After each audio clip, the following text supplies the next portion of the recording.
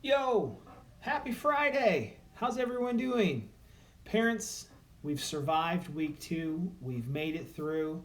Um, the kids are doing a fantastic job, especially considering all the obstacles that they have in front of them. So, very proud of the work that they are doing, very happy with what they are turning in and submitting. So, just a quick little wrap up of the week.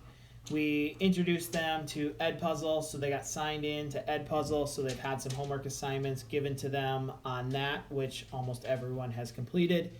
And anytime we sign into digital documents, we always sign in using Google.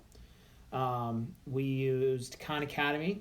Khan Academy is the free website that we use. That's fantastic. Again, we log in through Google, and it gives them some practice problems that they did with that. And then the last thing, technology-wise, we did was the ebook. Okay, so those are all things that the kids are doing.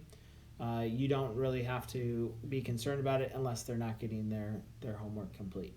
Okay, so with that, going into next week, the plan is hopefully that we can work in some groups and kind of start rolling in some more curriculum stuff. So if you have questions, please feel free to reach out to me. I'm happy to help in whatever way.